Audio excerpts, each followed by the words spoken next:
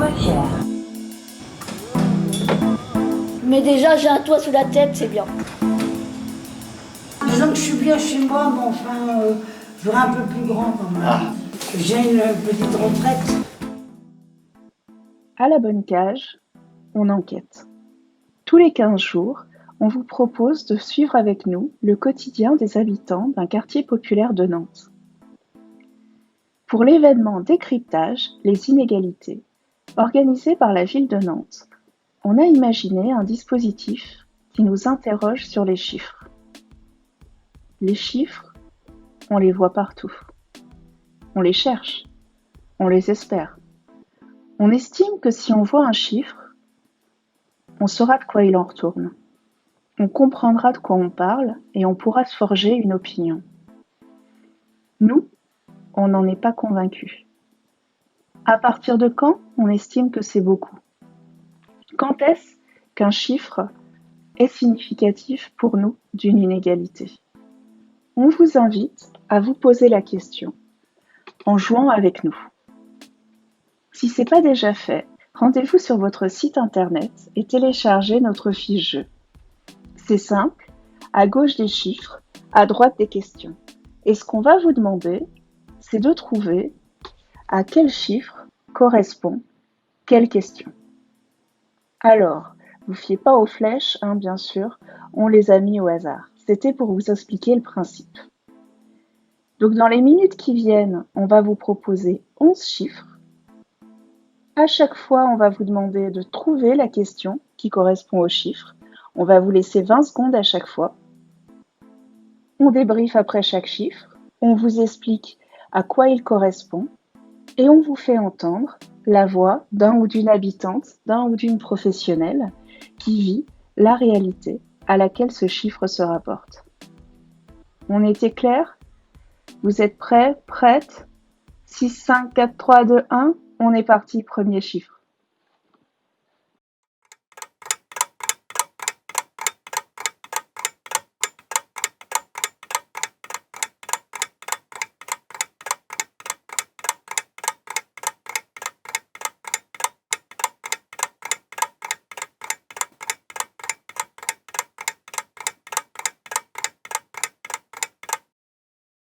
L'allocation de solidarité aux personnes âgées, l'ASPA, qu'on appelait avant le minimum vieillesse, s'élève à 903,20 € par mois pour une personne seule. Plus d'un allocataire sur deux est une femme seule. L'allocation a été augmentée de 35 € en 2020. Il s'agit de la 3e revalorisation exceptionnelle en 3 ans. C'est Ginette qui nous en parle. Ginette vit seule dans un logement social. Elle s'y plaît mais aimerait un logement plus grand. Seulement son loyer est ici très bas, ce qui ne l'incite pas à déménager. Et vous voulez changer de quartier? Ben, disons que je suis bien chez moi, mais enfin, je voudrais un peu plus grand quand même. Ah, d'accord. C'est le prix du loyer que je regarde aussi, c'est du mes ressources. Bien sûr. Parce que moi j'ai une retraite, mais j'ai... Ah. Tout seul, j'ai une petite retraite. Alors, vous voyez, je paye plus ici pas grand cher, je paye 85 € de loyer. Ouais. D'accord. Je touche à peine 900 € par mois. D'accord. Alors ça me va parce que je ne vais pas payer plus cher pour aller ailleurs.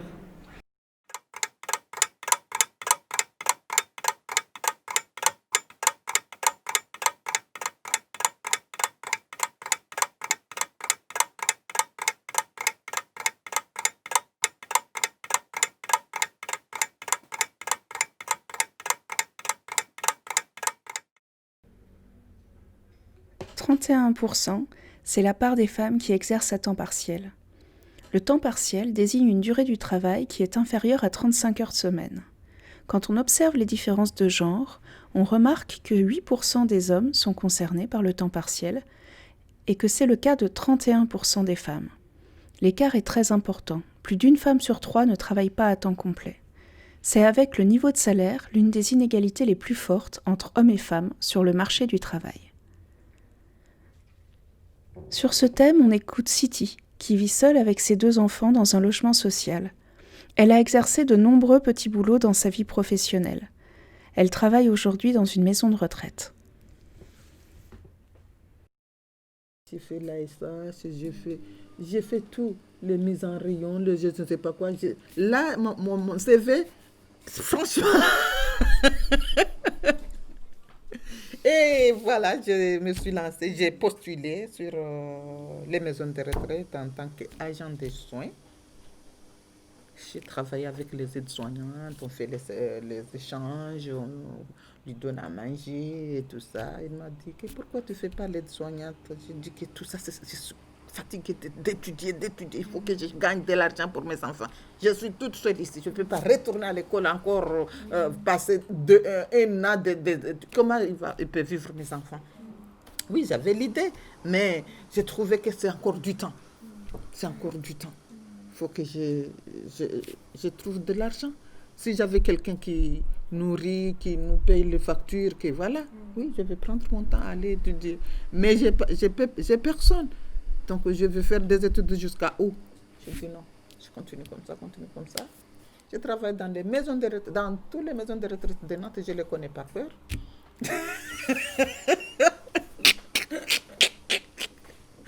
Je les connais par cœur, je travaillais, je vivais ma vie avec.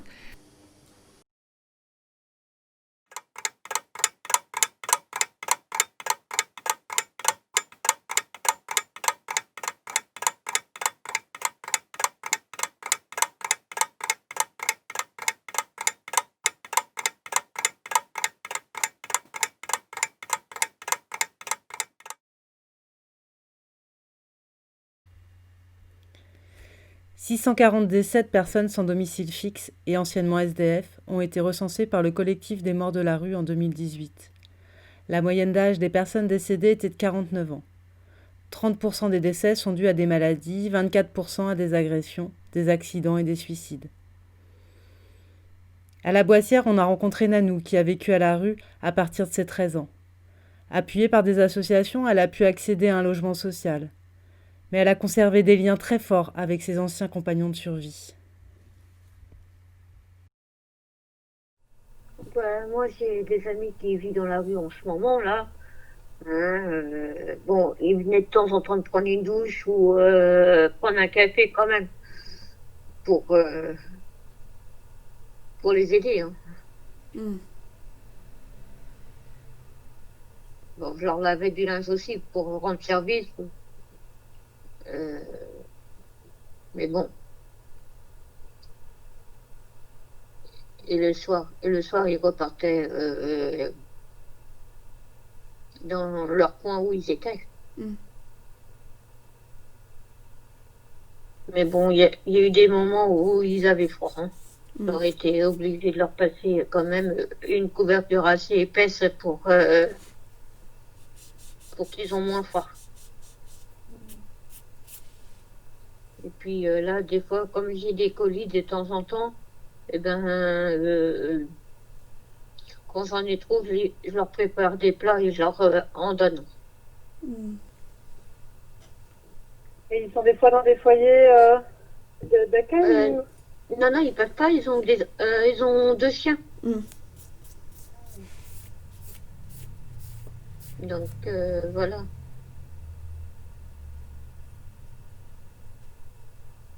Donc, pour l'instant, les chiens, ils sont dans un box le temps que... Parce qu'ils ont un petit logement, mais ils peuvent rien faire dedans. Ils peuvent pas faire de cuisine, pas de douche, il n'y a rien. C'est vraiment, vous savez, les cabanes, comme si une cabane, mais pour ceux qui font les travaux, là. Comme j'ai dit, il va falloir qu'on vous retrouve un logement. Hein.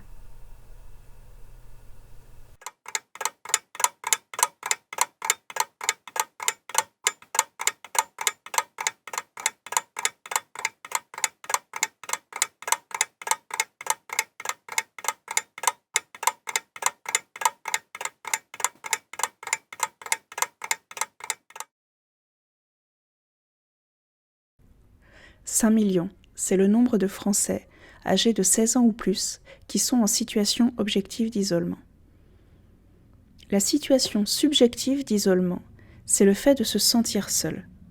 La situation objective d'isolement, c'est le fait de n'avoir aucun contact. les personnes qui sont en situation objective d'isolement, les 5 millions, ne voient jamais, ou très rarement, seulement quelques fois par an, d'autres êtres humains, qu'il s'agisse de leur famille, de leurs amis ou de leurs voisins. Valérie est bénévole pour les petits frères des pauvres. Elle intervient à la Boissière. Elle nous a raconté ses visites avec Hélène, qu'elle voit tous les 15 jours. C'est une personne qui a 73 ans, qui est dépressive, qui vit là depuis toujours. Ça fait peut-être 30 ans qu'elle vit là. Une trentaine d'années qu'elle vit là. Elle a beaucoup participé à la vie de Boissière, du quartier. On est sorti une fois, elle connaît beaucoup de personnes dans le quartier. Mais elle a eu une vie compliquée, on va dire. Et puis elle se retrouve aujourd'hui toute seule. Elle a un fils, mais avec qui elle s'entend pas vraiment. Donc voilà. Donc elle a fait appel à l'association pour pouvoir avoir au moins une visite par semaine. Donc moi, je vais la voir tous les 15 jours, depuis décembre.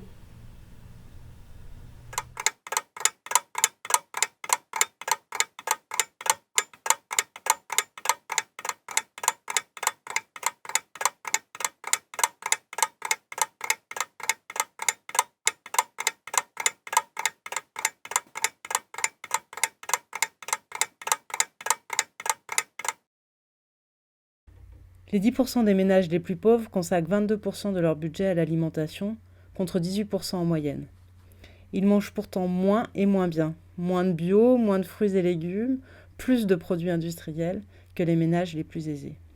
C'est Sylvie qui nous parle d'alimentation. Elle vit seule dans un appartement HLM. Elle a monté une association pour cultiver des légumes bio et les vendre à des prix accessibles aux habitants du quartier.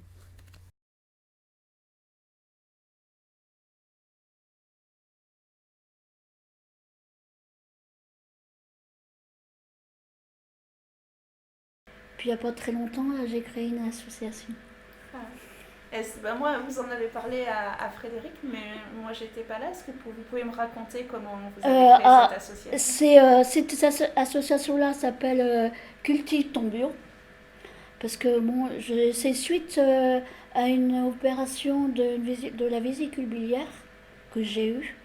Parce que moi, je faisais pas attention à l'alimentation. Je mangeais très gras. Enfin bref, stop, on arrête là. Après, il y a Françoise qui fait partie du CCAS. Elle a fait des actions avec avec des familles du quartier, pour savoir comment manger bio et tout ça, et sainement surtout. Lire les étiquettes, parce que on ne sait pas trop des fois d'où ça vient. Voilà. Calculer au prix du kilo, pas à l'unité, que des fois, voilà, ça peut faire des surprises. Ça, on a été visiter les mines, on a été voir un maraîcher, Thomas, et après on a fait de la cuisine avec un grand maître qui fait de la cuisine végétarienne. D'accord. On a été le voir, on a appris comment faire de la cuisine et tout ça. Toujours dans la cuisine. Et ça vous a plu? Et ça m'a plu. Et suite, ça m'a donné l'idée de créer l'association. Voilà. Puis bon, là, en ce moment, là, on suit avec des maraîchers. On a des rendez-vous pour aller les voir avec Thomas. Et puis d'autres maraîchers qu'on doit... Parce que moi le but que je veux, et puis pas que moi, Brigitte aussi, c'est cultiver. D'accord. Vous l'avez déjà fait? J'étais plusieurs fois chez Thomas cultiver cet été. D'accord. Parce qu'à un moment donné, Thomas il donnait des légumes qui s'étaient un petit peu abîmés. Vous savez, un peu tachetés. On ne peut pas les vendre. Ou les courgettes, par exemple, qui sont déformées, des trucs comme ça. Et des tomates qui sont un petit peu de taches. On les récupérait pour pouvoir donner un petit peu dans le quartier.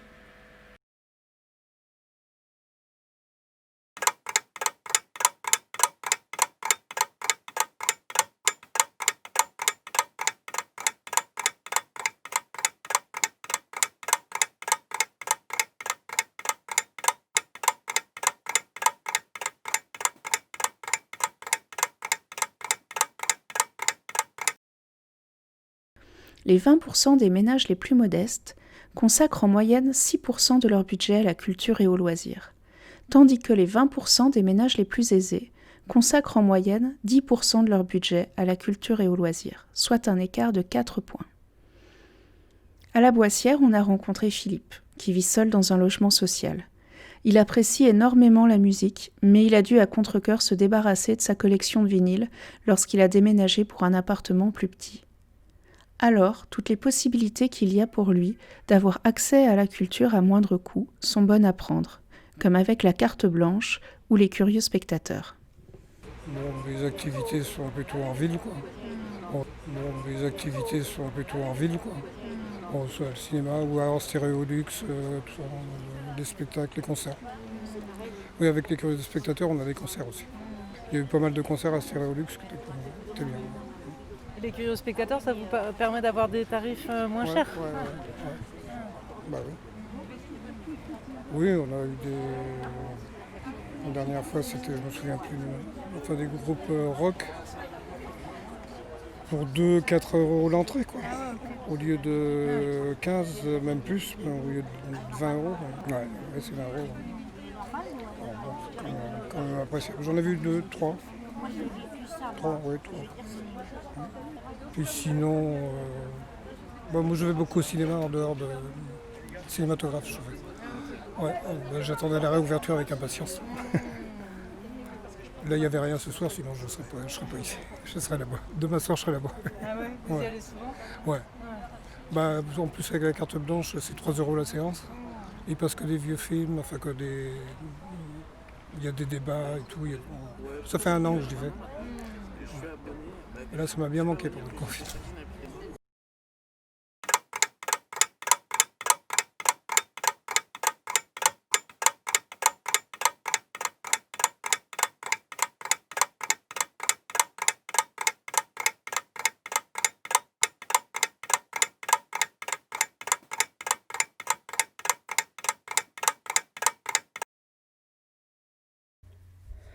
« 24% de la population de 12 et plus n'a pas accès à un ordinateur à son domicile. Pour faire face à un risque accru d'inégalité scolaire, 60 familles du quartier Nantes-Nord ont été équipées en matériel informatique par l'AFEV pendant le confinement. Cette fracture numérique, on en a entendu parler par Siti. Siti, elle vit seule avec ses 2 enfants dans un logement social. L'aîné va au collège et le plus jeune fréquente l'école primaire. Pendant le confinement, elle a dû s'équiper pour pouvoir permettre à ses enfants de suivre leur scolarité.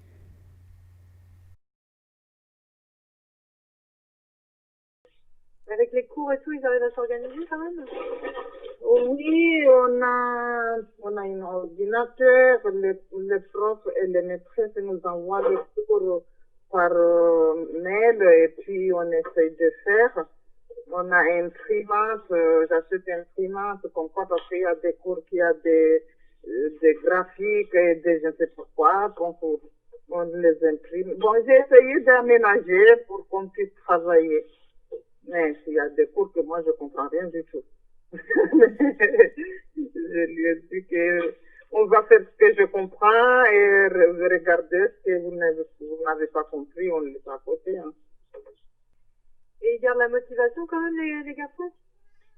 Oui, parce qu'on a programmé, c'est pas que tout le temps qu'on travaille, même la prof principale nous a donné un plan de travail parce qu'au début j'étais stressée, je fais ceci, il faut qu'on fasse ça. Du coup, la maîtresse m'avait dit non, il faut que vous preniez 4 heures par jour, faites les choses 1 heure, comme ça tu ne peux pas être angoissé. Donc, il nous a expliqué comment on va travailler, donc je comprends que c'est vrai, c'est comme ça. Donc, le matin, quand on se réveille, on veut prendre notre petit déjeuner, on fait une petite lecture, et puis à midi, quand on a mangé, on fait un exercice, et puis on se repose, et puis on fait comme ça. Parce qu'au début, je n'arrive pas à m'organiser, j'étais perdue.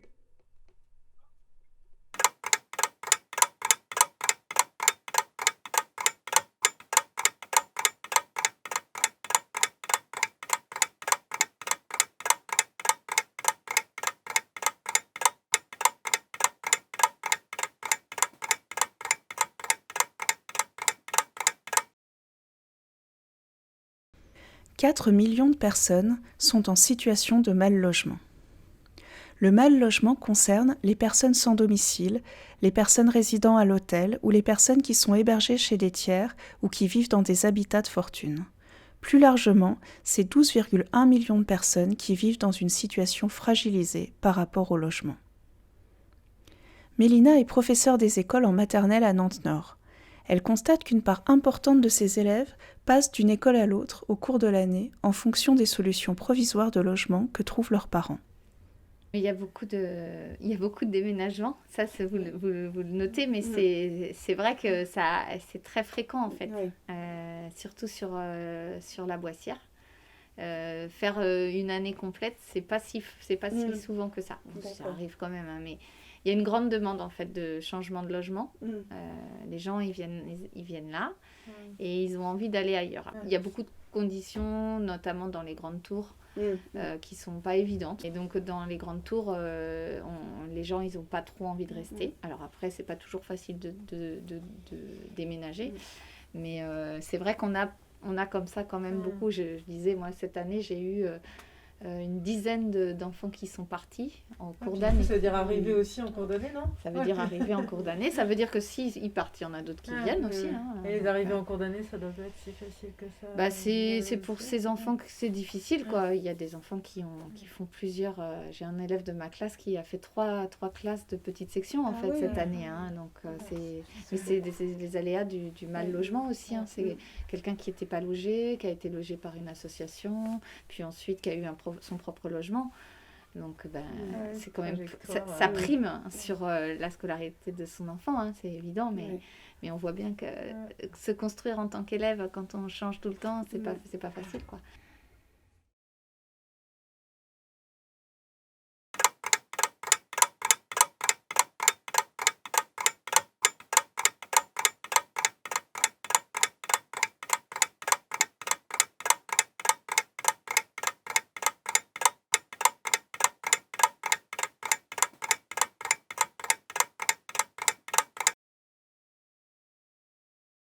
Plus on est riche, plus l'espérance de vie est élevée. Les hommes les plus aisés ont une espérance à la naissance de 84 ans. Elle est de 71 ans pour les hommes les plus modestes, soit un écart d'espérance de vie à la naissance de 13 ans. Vieillir en mauvaise santé, c'est le cas de Damien, qui vit avec sa femme et son enfant dans un logement social. Il a occupé de nombreux emplois au cours de sa carrière professionnelle. Il a dû plusieurs fois arrêter de travailler du fait de graves problèmes de santé.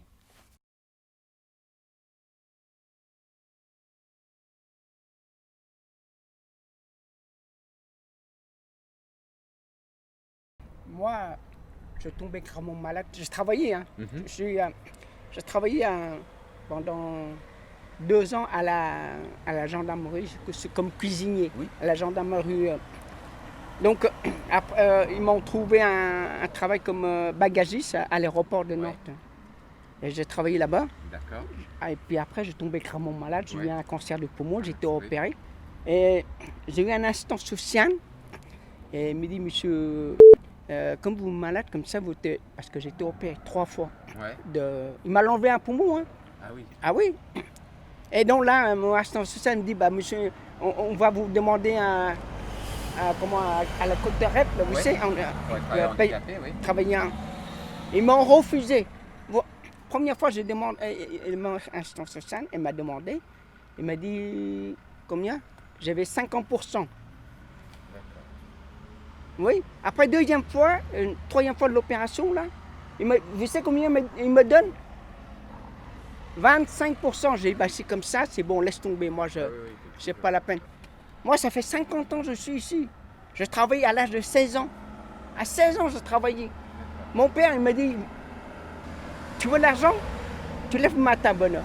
Moi, c'est vrai, à 16 ans, j'étais à l'école, mais j'étais apprentissage, je travaille, j'ai un salaire. Voilà, 2 semaines à l'école, 2 semaines chez un patron à 16 ans. Oui. Et aujourd'hui, j'ai 60 ans. Et ils m'ont refusé.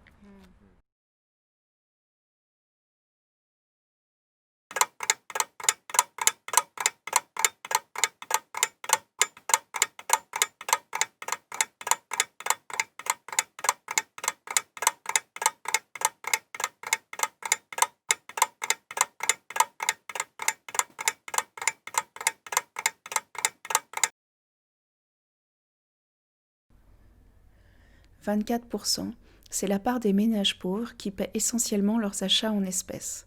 Ce n'est le cas que de 8% de l'ensemble de la population. On notera aussi que 500 000 personnes en France n'ont pas de compte bancaire. Françoise travaille au Centre communal d'action sociale.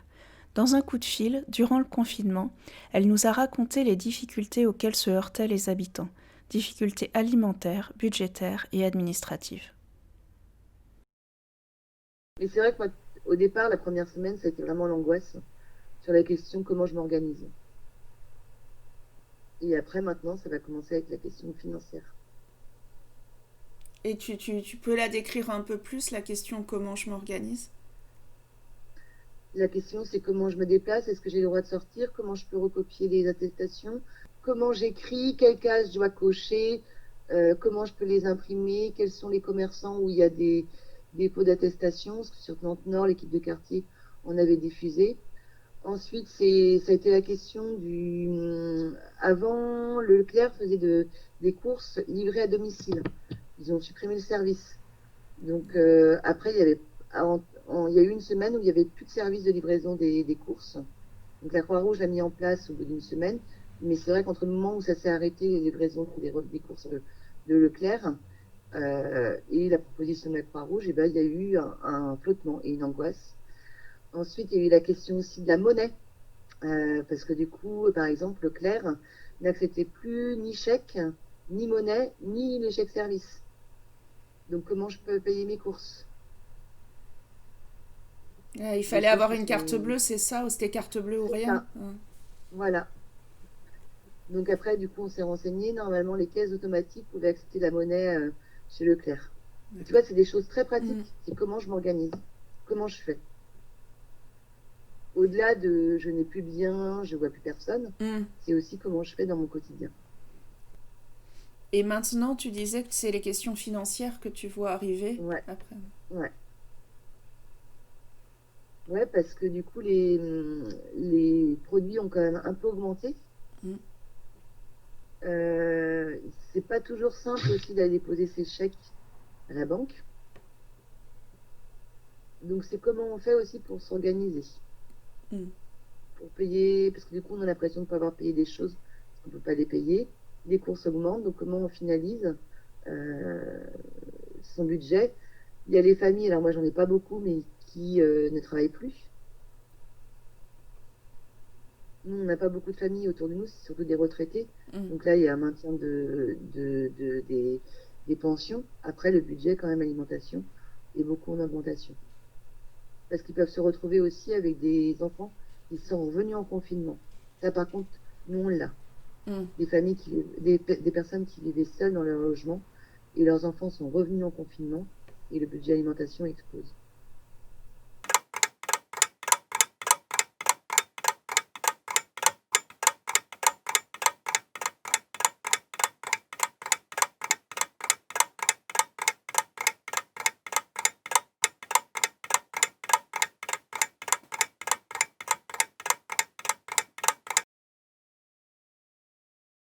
Les travailleurs pauvres sont des travailleurs dont le niveau de vie est inférieur au seuil de pauvreté, 855 € par mois pour une personne seule en 2016, soit 50% du revenu médian.